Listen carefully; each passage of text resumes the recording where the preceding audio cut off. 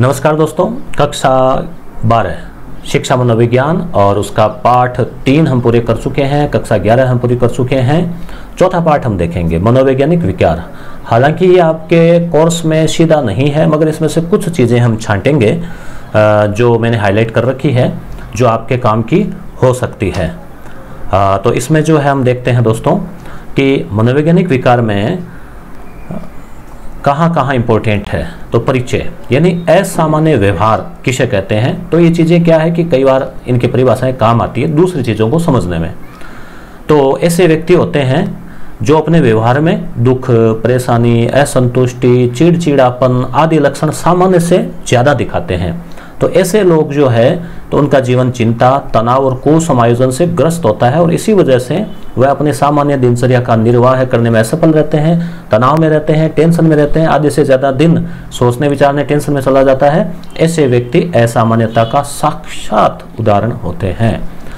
अब है आगे हम बात करें, इन चीज़ों को हम नहीं पढ़ेंगे क्योंकि ये कोर्स में नहीं है, तो फालतू टेंशन लेने की ज़रूरत नहीं है।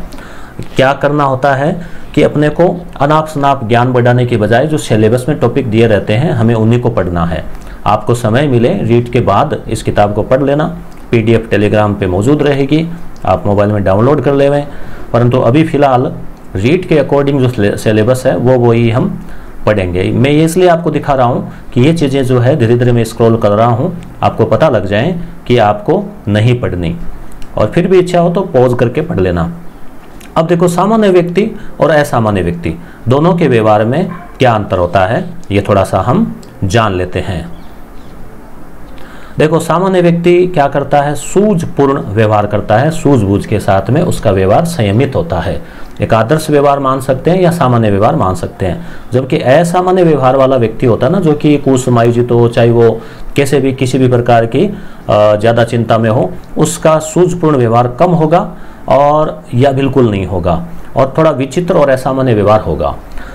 सामान्य व्यवहार वाला व्यक्ति जो है वो सामाजिक रूप से समायोजित होता है, लोगों के साथ में उसके रिश्ते ठीक ठाक होते हैं, सामान्य होते हैं।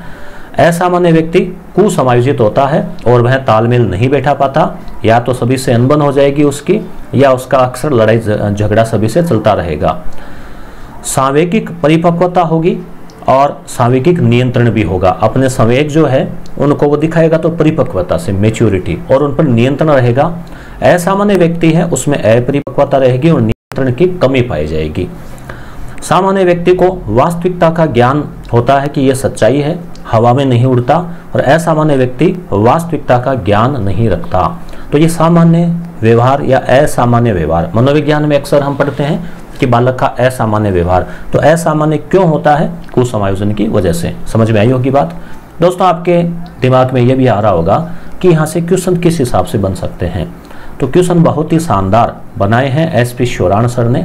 कक्षा 11 की NCERT या RBC की जो बुक है उसमें से 30 क्वेश्चन इस प्रकार से बनाए हैं कि उनमें मैटर है लगभग पूरी किताब का आ गया है 5 पार्ट तक का। तो 30 क्वेश्चन के 2 पेपर बनाए हैं। YouTube पे भी आपको 1 पेपर दिखाएंगे, और सारे जो पेपर है वो आपको मिलेंगे यस गुरु ऐप पर, तो जिसे आप प्ले स्टोर से डाउनलोड कर लें। लिंक डिस्क्रिप्शन में दिया हुआ है। आगे देखिए, दुश्चिंता। दुश्चिंता भी हम समायोजन का टॉपिक पढ़ते हैं तो उसमें अक्सर आती है। ये जो शीर्षक है वो, तो चिंता आप सुनते हैं कि चिंता चिता के समान है। चिंता था चिता चिता, तो चिंता तो क्या है, देखो अक्सर हो ही जाती है, जिससे रहती है इंसान के, कभी किसी चीज़ की कभी किसी चीज़ की। मगर चिंता ज़्यादा हो जाए ना तो घातक है। चिंता से तात्पर्य है भय और आशंका का नकारात्मक भाव। जैसे अभी कोरोना चल रहा है तो कोरोना से भी एक चिंता उत्पन्न होती है कि क्या पता नहीं इस तरह से हो रहा है, कहीं हमें नहीं हो जाए, हमारे परिवार को नहीं हो जाए, ऐसा रहता है ये सभी के। तो नकारात्मक भाव है, आशंका रहती है उसमें। और या मान लीजिए एग्जाम दे रहे हैं तो असफलता की चिंता, एग्जाम कब होगा उसकी चिंता, कोर्स पूरा नहीं हो रहा उसकी चिंता। तो जबकि चिंता के इस भाव की मात्रा जब सामान्य हो तो कोई दिक्कत नहीं, मगर अवास्तविक और अतार्किक रूप से इतनी बढ़ जाती है कि उससे उस व्यक्ति का सामान्य जीवन नकारात्मक रूप से प्रभावित होने लगता है, तब हम उसका व्यवहार अपअनुकूलित हो जाता है और उसे दुश्चिंता विकार कहते हैं। और इसी प्रकार की जो शब्दावलियां हैं NCERT में दे रखी है, उनका भी मैं छोटे छोटे वीडियो अलग से ला रहा हूं। अब यहाँ ये कोई काम की इतनी चीज मुझे लगी नहीं रीड के अकॉर्डिंग। दुर्भीति, दुर्भीति का मतलब भीति यानी डर, यानी फोबिया। फोबिया नाम तो आपने सुना ही है, फोबिया। तो इसका तात्पर्य है ऐसी कोई वस्तु या परिस्थिति जिसके प्रति अत्यधिक या अनुपयुक्त यानी बिना ही वजह का भय है, बहुत ज्यादा डर हो किसी चीज का, तो उसको क्या है, जो वास्तव में इतनी खतरनाक नहीं होती मगर हम उससे बहुत ज्यादा डरते हैं, तो वो हो जाता है दुर्भीति। तो दुर्भीति की 3 श्रेणियां हैं, विवर्ती, सामाजिक दुर्भीति और विशिष्ट दुर्भीति।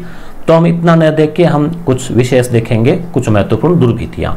जैसे हवा से दुर्भीति, किसी को मान लो हवा चलती है ना तेज, उससे भी डर लगता है, तो एरोफोबिया, एयर मतलब हवा होती है। रोग से दुर्भीति, जैसे भी कोरोना चल रहा है, डर लगता है कि हो नहीं जाए, ठीक है, तो नोसोफोबिया। बंद वजह से दुर्भीति, जैसे कई लोगों को घुटन होती है ना, दरवाजा बंद करते हैं कि नहीं घुटन हो रही है, तो वो है क्लाउस्ट्रोफोबिया। आग से दुर्भीति, तो ये है पायराफोबिया। ऊंचाई से, थोड़ा सा ऊंचाई पे आए और घबराने लग गए। आपने देखा होगा ना, कई लोग झूले में बैठ ही नहीं पाते हैं, झूला झूल ही नहीं पाते, हालांकि झूले में थोड़ा सा अलग गुरुत्वाकर्षण की फीलिंग आती है, तो इसे एक्रोफोबिया बोलते हैं। पानी से, हाइड्रो यानी जल, उस हिसाब से पानी से, और भीड़ से मतलब ओक्लोफोबिया। तो इनसे 2-4 आप 2-3 तो जैसे एरो, हाइड्रो, ये तो याद है ही, इजीली नाम से पता लग रहा है, और जो नहीं है तो उनका थोड़ा सा आप नज़र डाल लेना। इसकी PDF टेलीग्राम चैनल पे उपलब्ध है मेरे, आप वहाँ से ले सकते हैं। और ये सारे कोई इतने उपयोगी नहीं है। मनोदशात्मक विकार, कुछ हम और देखेंगे लास्ट में, इसके ऑब्जेक्टिव भी देख लेते हैं। काफ़ी बड़ा पार्ट है ये, 15 पेज का है। मनोविदलता, तो ये सारी चीज़ें आपके सिलेबस में नहीं है। यहाँ एक चीज़ देख लीजिए, भ्रम आसक्ति, मतलब अपने मन में एक भ्रम पैदा हो जाता है, हमें लगता है कि हमारे साथ ऐसा हो रहा है, जैसे उत्पीड़न भ्रम आसक्ति। ये मैं इसलिए थोड़ा बता रहा हूँ क्योंकि कुछ लोगों में पाया जाता है।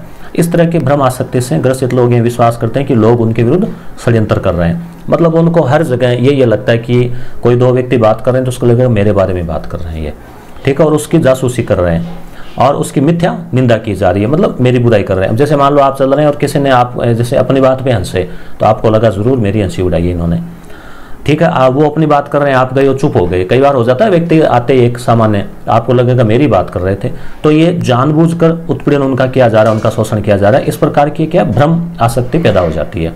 एक आपने देखा होगा रिंगटोन को लेके, जैसे आपकी मोबाइल की घंटी है, तो कई बार अपने को ये लगता है कि अपने फोन की घंटी बज रही है, जबकि ऐसा होता नहीं है, मगर आपके मन में वहम हो जाता है, भ्रम आसक्ति हो जाती है कि अपना फोन बज रहा है।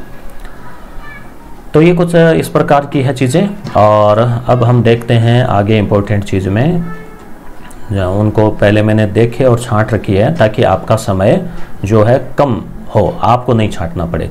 ये भी देख लो, मानसिक दुर्बलता, ये हम IQ में पढ़ते हैं 50 से 70 साधारण मानसिक दुर्बलता, ये मानसिक दुर्बलता में आ जाता है 50 से 70। और हमने एक 30 क्वेश्चन का एक वो भी ले रहे हैं मनोविज्ञान का टेस्ट, उसमें भी एक क्वेश्चन आया था मजदूर के लिए, तो उसमें था 70 से 85 और 90 से थोड़ी कम है, 80-90 तो पिछड़ा बालक है, 80 से कम तो मंद है, और यहाँ मानसिक दुर्बलता है, तो ये थोड़ा ध्यान में रख लें। और ये कुछ क्या है, मादक द्रव्य है। व्यक्ति कब जब दुश्चिंता का शिकार हो जाता है तो इनमें से कहीं सहारा लेता है। तो एल्कोहल का तो आपको पता ही है, शराब, कैफीन, चाय, कॉफ़ी में, उसके अलावा जैसे निकोटीन, सिगरेट, तंबाकू में, ओपियोइड, ये जैसे हेरोइन, कफ सिरप इत्यादि में, शामक मतलब बेहोश करने की दवाएं जैसे अल्कोहल या विभिन्न मादक पदार्थ, ये क्या करते हैं, व्यक्ति को दर्द, अनिद्रा, चिंता आदि से अल्पकालिक कुछ समय के लिए राहत पहुंचाते हैं, परंतु अगर हम इनका दीर्घकालिक प्रयोग करने लग जाते हैं तो व्यक्तित्व को क्या दुर्बल और विघटित करनी शुरू कर देती है, फिर व्यक्ति इनके ऊपर निर्भर हो जाता है, फिर व्यक्ति नशेड़ी बन जाता है, उसके लिए मनोचिकित्सा की आवश्यकता होती है। तो इसलिए इसमें कहा गया है कि ये भी एक प्रकार का क्या है, इस प्रकार का जो रोगी है तो उसको घृणा या तिरस्कार न होकर उसके प्रति सहानुभूति, सहायता और प्रेम की आवश्यकता है, और ऐसे मादक द्रव्यों को दूर करने की आवश्यकता है। इसके लिए जैसे एक तो उसमें रोगी में खुद में तीव्र इच्छा हो छोड़ने की, और फिर उसका कुछ चिकित्सकीय उपचार किया जाए, रोकथाम के ये उपाय है। और महत्वपूर्ण बिंदु सारांश, तो ये 15 पेज का जो 15 पृष्ठ का जो पाठ है वो हमने देख लिया। आपके भी मन में ये हो गया कि ठीक है, इसमें रीट के अकॉर्डिंग मैटर जो बहुत कम है इस पाठ में। मनोविज्ञान में मानव व्यवहार को बांटा गया है, किस प्रकार का बांटा गया मानव व्यवहार, एक तो सामान्य व्यवहार और एक असामान्य व्यवहार, दोनों की विशेषताएं हमने देखी थी। उसके अलावा रीट के अकॉर्डिंग निम्न में से कौन सा एक दुश्चिंता विकृति का प्रकार नहीं है?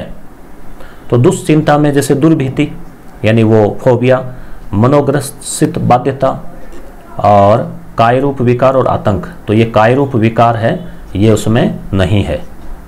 नहीं है का पूछा ना, हाँ। निम्न में से किसे भावात्मक रोग कहा जाता है? तो उत्तर हो जाएगा उत्साह, विषाद, मनोविकृति।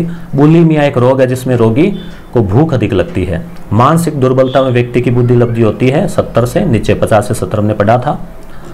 और विभ्रम और भ्रम का संबंध किस विकृति से है? तो इसका ब ही होना चाहिए, मनोविदलता। 12 नंबर अभी देख लेते हैं, 12 में ब, तो मनोविदलता। तो ये थोड़े थोड़े क्या है, आप थोड़ा ध्यान में रख लें इनको, क्योंकि कई बार एग्जामिनर क्या करता है, सीधे सीधे यहीं से क्वेश्चन उठा लेता है। एबेसड बने हुए है ही, और प्रामाणिक स्रोत भी होता है, उनको कोई अलग चैलेंज भी करें तो ऐसे क्वेश्चनों को। तो ब उत्तर हो जाएगा इसका। मनोविदलता के धनात्मक लक्षणों में यानी पॉजिटिव सकारात्मक लक्षणों में उपरोक्त सभी, भ्रमाशक्ति, विभ्रांति, असंगठित चिंतन। तो इतने कोई ज़्यादा सिलेबस के अकॉर्डिंग ये नहीं थे।